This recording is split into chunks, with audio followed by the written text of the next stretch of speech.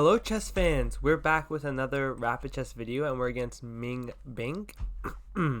So I'm going to go for g6 again. Usually we like to play the modern. And if knight c6, we're going to see one of the interesting setups again. So we see knight f3 instead. So here I like to go for d6, just keeping it flexible. Now knight c3. Now here I like to go for c5. Now here they can take here. And I think the response is either queen a5 or it might be here. I'm not sure. But now this is our idea. Basically, we're going to trade off the dark squared bishop and then put all our pawns on dark squares. And it's honestly a very good setup in blitz and in rapid too. So, and it's very unpopular because of the fact that in the Masters database, this has actually never been played. And according to the engine, it's perfectly fine. And if you want like sort of model games often you can find that you get really similar positions out of the Nimzo if you just take here. But often in the Nimzo, they've also spent a move to play a3.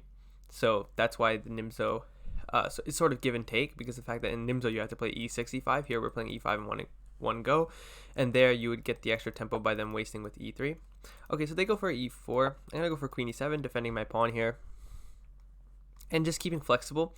Funnily enough, a common idea in this position is to go king d8 because the center is really not going to open. And the king side could open because he still has the opportunity to push these things. Now here, one of the annoying moves I think is h4, but bishop e2 is sort of the natural move. So we can think about knight f6, knight d7 also looks quite natural. So I'm going to go for knight d7, sort of not committing anything. If he castles too quickly, we can even think about expanding on the king side. For example, if he castles, I might even go g5, or sorry, this is hanging. So I might go h6, g5. That might be something to look at, and g4 and then h5. So he goes a4. So I'm going to go h6, and the reason I'm going h6 is, okay, he goes for a5. Now I honestly don't care. I'm going to go king d8, king c7, because there's never any threat. One thing you always have to be actually scared of is there's usually some sort of sack on c5. I have some experience in this position, and it can often be dangerous, but he's never going to pressure this pawn. And there's no infiltration on the queen side, so the king stands perfectly safe there. If he ever goes, the only way to do anything is to go queen here, queen b5, and then a6. And then if b6, go queen c6 check. But like, at worst, I can probably just go rook b8 in that position. Okay, but he goes a6 right away. So this is actually a pawn sacrifice. I could totally take this pawn. But the question is, do I want to? Do I think b6 is better? Do I think I want to prove this pawn a weakness? And honestly, the pawn actually is a weakness, so I could just keep my structure intact. So I could just go b6, I think, and then go knight b8 and just pick up the pawn. Yeah, I'm not really sure my opponent's idea. I'm sure they're going to go queen a4 here, looking for queen c6. I go knight b8, and then I don't know what they're really doing. At some point, they have to probably try to push f4, because otherwise I'm just winning a pawn for like literally no reason. So at this point, it might have not been ideal to play king d8 because of the fact that, okay, you know, they're going to open the queen side when I take this pawn. But okay, we're up a pawn and there should not be any attack. At worst, we can go like bishop b7, king defends some squares, the knight will defend some squares, and the queen can even hop over and start defending some squares. Yeah, one thing about this setup is you don't want to open the position. When f4 comes, you usually meet it with f6, or you either meet it with takes, and if you can get a knight to g4 to cover the e5 square, that's usually also a nice idea. So yeah, we'll see what our opponent does. They're thinking, so they go queen d3. I really don't understand the purpose of this. I assume they want to go bishop d1, but that's just a little bit too slow.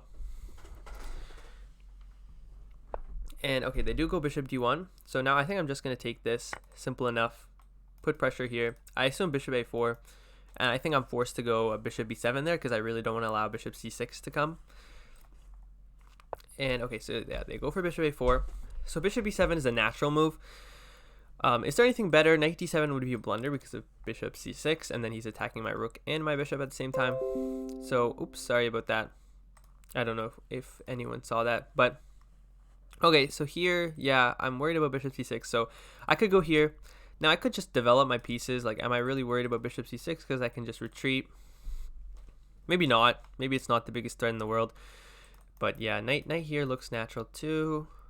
Bishop e7. Okay, so let's say knight here. He's going to go bishop c6, I assume. Takes. I can just retreat this. He goes back. That would probably be good for me to get rid of his bishop pair.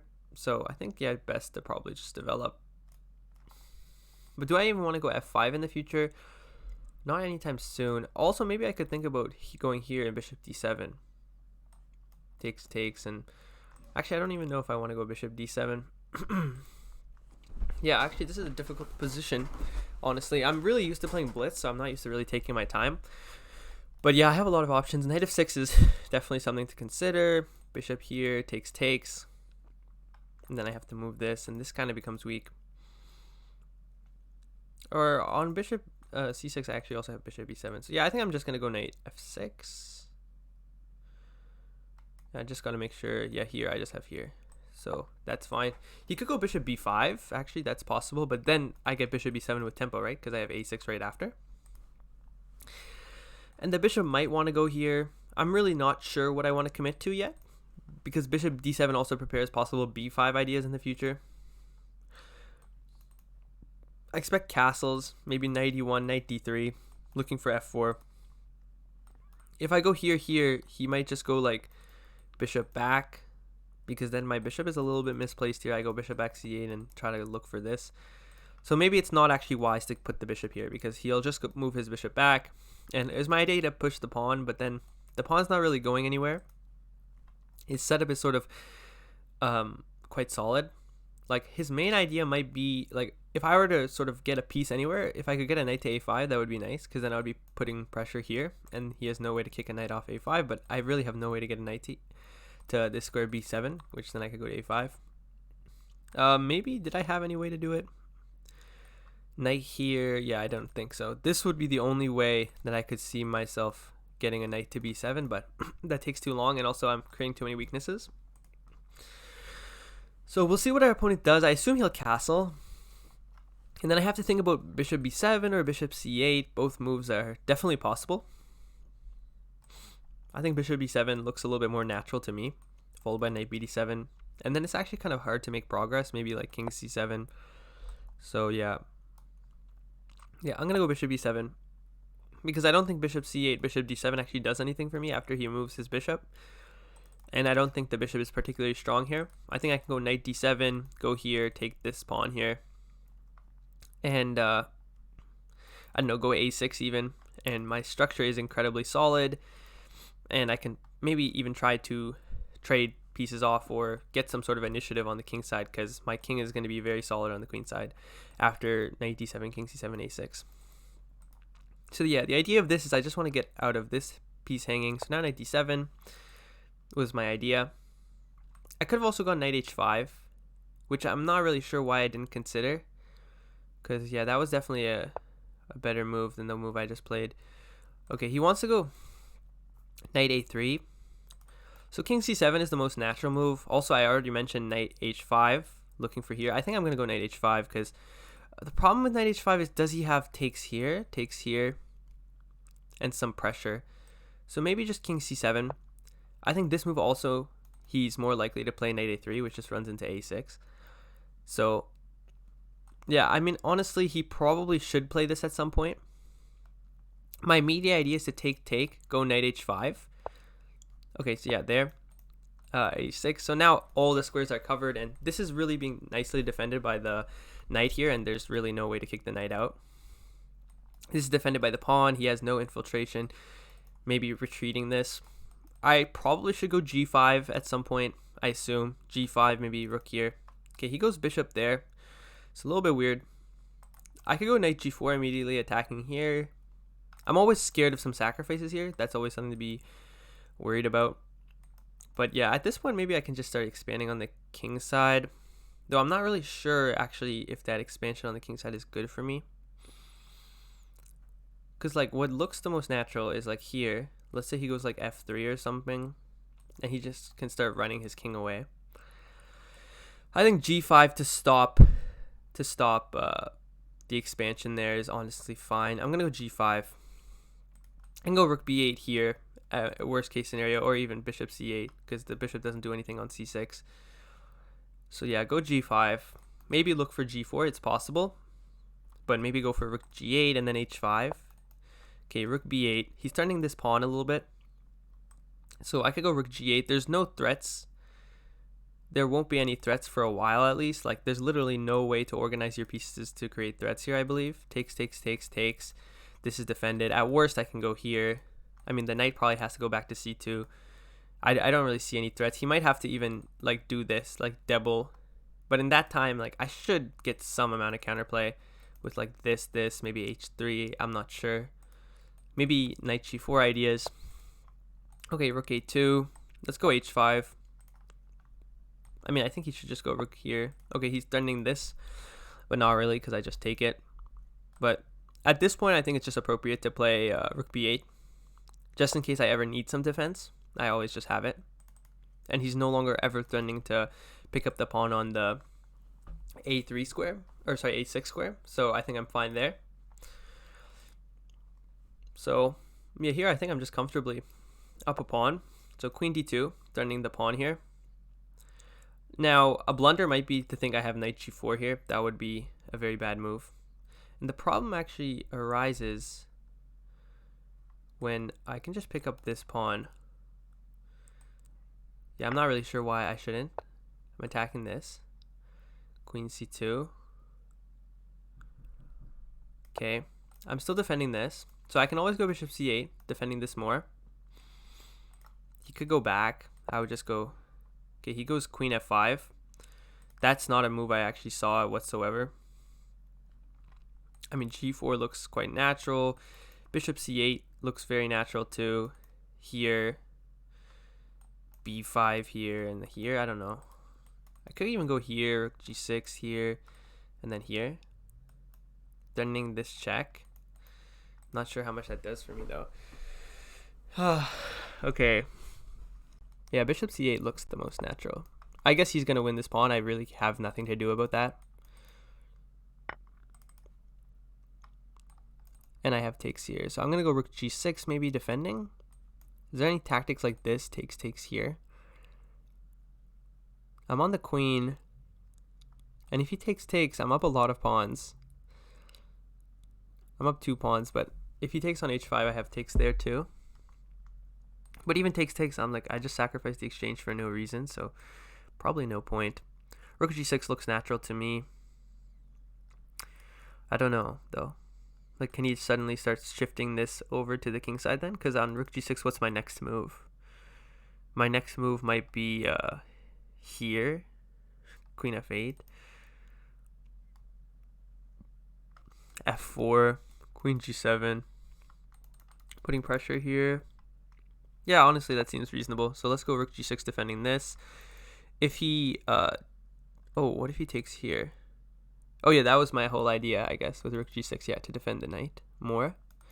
Everything's defended at the moment. Though it is becoming very precarious. Like, I did not really see this idea of queen f5 whatsoever to pick up the g5 pawn. Though I don't even think it's a very good idea. I think it's just an idea that I just completely missed. If I go here... Takes, I have takes always. f4. Okay, that's a very weird move. I don't like that move whatsoever. I'm on the queen now. Where does the queen go? He has to take here, right? Say I take here. He takes here. I take here. Let's say he takes back with the rook. I go f6. Am I not just up the exchange there? Or is there anything better? Excuse me. So takes, takes, takes. If he moves back his bishop, I move back my bishop, and then I'm just up the exchange. If he takes this, I go f6, and I don't see any way to defend against here. He could go f4, I go here, he takes, and I just take here. So yeah, that seems simple enough. f6, and this bishop is trapped. I'm quite sure of it.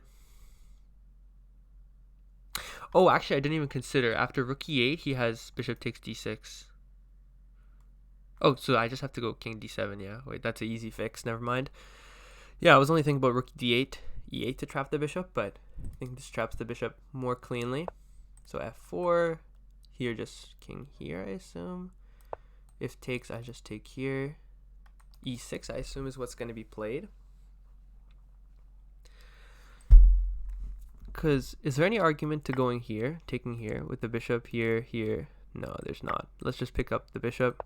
So yeah, e6. That's quite natural. So this rook is currently being defended. Like if I go here, takes, he has takes. So let's go rook g4. I'm putting pressure here. And on here, maybe I'm thinking about going here. Knight a4, he goes takes. I take here. And I also have the threat of going here. I expect him to go king f2 here. Looks the most natural to me. It's nice that he doesn't have any rook f1 options to threaten like rook f7 because my pawn's here. So yeah, I'm up the exchange, but it's not easy still. We'll see what my opponent does. Okay, knight c2. Okay, the idea is to go knight e3 and take this one. Go for here. So after takes, knight e3.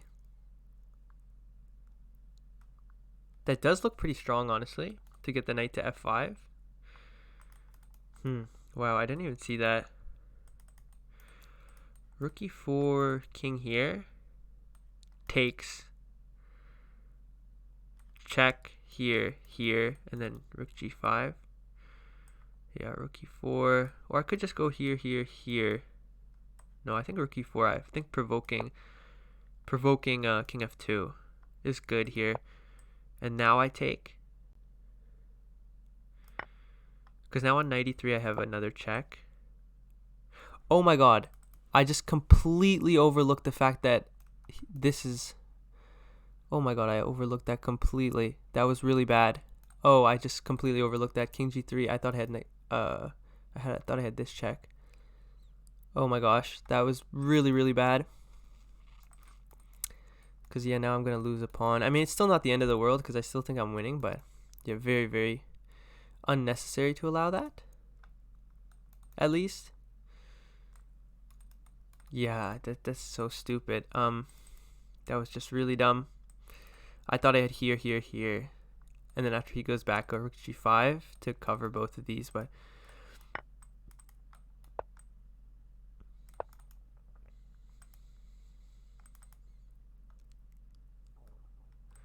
I might be losing, honestly. I'm not sure. If he goes... Oh, yeah. What if he went rook e1 there? How did I defend? I literally have no idea how I would have defended. Here, I think I just have here, though, right? Simple enough. Right? I don't see how he defends this. Oh, maybe he doesn't have to? Takes here. Oh yeah, maybe I just have to go for 3 pawns. Because here, takes, e7, here, promotes, takes, knight takes. The pawn's hanging. Check. He has to go king back, and then I just push the pawns. Yeah, I really fumbled this badly. I fumbled this very badly. Yeah, this is like an absolute throw here. I completely miscalculated that. Well, maybe it was my fault for going for a line where I had to calculate so much. Hopefully he goes king e2. That would make things really easy, but okay, he's not going to do that. I assume the knight is sort of trapped, so let's just push our pawns now. Yeah, actually maybe it's still an easy win. Yeah, okay. But it might have still been an easy win. I'm really not sure. I'm just going to pick up all his pawns just so that it's easy for me, and I know how to win this now, but it might have still been an easy win for me because of how bad his knight was placed. So, okay, let's just push P. Keep pushing P. Just continue pushing P. Continue pushing P. This is like... Oh, I had promotion there. I wasn't even paying attention. Okay, push more P. Take with check, and then mate. Okay, so I think that was a fairly decent game. I don't think I played particularly well. I obviously very much threw at the end. Yeah, okay, yeah, I'm still completely winning though. So, yeah, okay, because his guy is trapped. King h4, I was just thinking I just push. Yeah, I wanted to push this pawn because I wanted to keep the base of the pawn chain defended like this. But, yeah, just leave the a6 pawn behind maybe. And here, okay, he can finally get rid of my And I should still probably be winning this, but it would be much harder. So we can see what happened here. So yeah, as you can, I was looking at the leeches database. As we can see, after bishop g7 here, d6 here, c5 is really not a common move. It's in fact the 1, 2, 3, 4, 5, 6 most common move here. So for one, a lot of your opponents won't know this, and you'll get a sort of game that you want to play. And it also goes back into the variation, like if they go knight c6, knight c3 right away, like the variation I like to play is this, takes. Here you can go d6, and then after, I don't know, like e4, now go e5. And this sort of completely transposes to the variation we just had. I mean, even in this scenario, actually, I don't think you have to go d6. You can go e5 right away. And if e4, I don't know, maybe you can delay this. I guess you can, yeah. So transpose either way. So yeah, this is just a similar idea. And yeah, as you can see in the Masters database, and I'm guessing the Leeches database too, yeah, it's the most popular move to just push the pawn. Here, one of the annoying moves is actually e4, and this is one of the moves that the engine sort of gives like relative equality here for black somehow. But I never really understood it too much. Like after here, like d5, you're just supposed to go for the same thing, and then go queen a5. Let's say like bishop d2 or whatever, and here. And apparently you're equal, but okay, this doesn't make as much sense to me because the center's not locked. I'm just down the bishop pair, and I feel like e5 can always come. So I didn't really like this so much. More so what I like against e4 is this move knight c6. And after d5, going knight d4. And this sort of feels more in line with the play we're looking for. After takes, let's say they go like, I don't know, knight b5, threatening to win the pawn. Here you can go for queen d6, and a move like, I don't know, bishop d3 is probably immediately bad because they just have to move their queen to the side, and here they're losing a pawn. So yeah, those are all the sort of, that's another line that you can sort of get. This is why e4 is a good move, because the idea is that if you take here, we're in an accelerated dragon after knight f6. This is just an accelerated dragon. Not everyone plays this. So yeah, and probably the best moves to take here. Now, here I think that the main try for black in this position has just been to get this position right here and then just play this endgame. And white actually has to be careful. So white has the bishop pair, which certainly gives him an advantage, but his structure is really ruined. Now, granted, it's actually hard to attack the structure as black. The main ideas include knight c6 here, b6 in here. But if white just knows this simple move g3, because now we kind of disallow those plans, then white should have a small advantage here, around plus 0.5, according to the engine, if black plays perfectly. But yeah, this is sort of something that you can do. Against d takes c5, you can also go for it here, takes, and now your bishop is just really good. So the same plan with g3 can now be met with something like this, and it's just about equal. So yeah, if you're a white player in this position, yeah, that's definitely a move you can play. Now another move you can try is knight c6, and this is sort of what I would usually do, because okay, then we get into our video describing Hikaru's opening. If you guys saw that one, I put it in the information bar. So yeah, and here he went d5, which is not good. Takes, e5, e4, queen e7. Yeah, this is all theory that I do know. Bishop e2. Yeah, here you're supposed to go bishop d3. And I think it's the idea is that you just preserve the e1 square and then you go here. Or you preserve the e2 square for the queen to defend this. I'm actually not even entirely sure. Maybe you want to go knight e2 and go f4. Really here the most important thing for white to do is f4 and also a4, a5. So my opponent did one of those. Okay, I guess, yeah, engine really hates a4 here for some reason. I'm not really sure why. It looks really natural to me.